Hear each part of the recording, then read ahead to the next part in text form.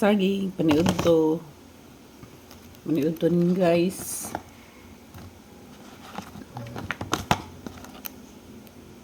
Parisan ani. Dilabot na magpablabi kay di na bata-bata. Senior citizen na bata. So, tuhik-tuhik lang guys, tuhik.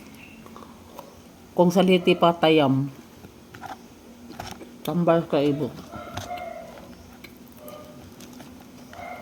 Papa akraya.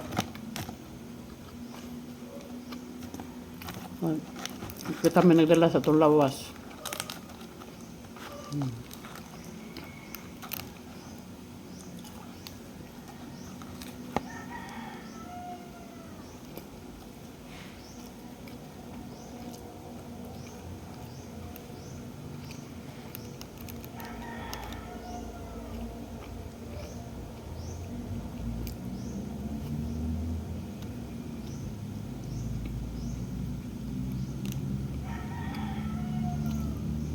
Napagkukuha ko nun. Tingnan na ba ko kung apo. Don't talk if your mouth is full. See?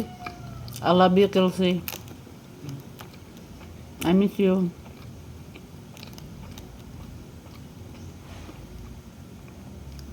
Huwag man musulod si Nilin. So ako'y mag-harvest ron sa saging. Kaya kasing malata na po. Sayang. Kaya saging nga yun ang sige na kog tanom kay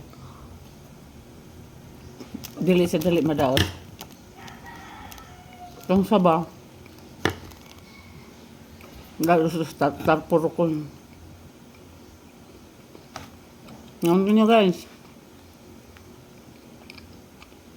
nag-diet mo? Kung nag-diet mo ay na lang.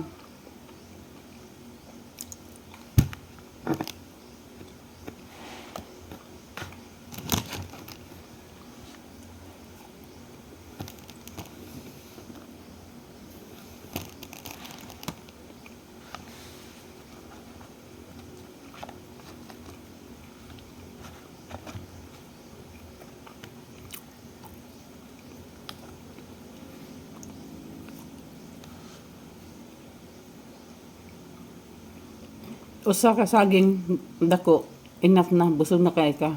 Kung gagmay, duha. Gagmay man siya. Duha rin akong lutoon. Kalas-kalas sa gas. Okay naman po kay magdung ako danghan. Sayang ra. Huwag mong may kaunan ang saging kung bugnaw na. Tumulong ako kung igo na ko. Nya, butang ninyo sa may kuman yung harvest sa saging. Patuloon ninyo sa tagok. Na after 2 to 3 days, ibutang na siya og di niyo mahurot.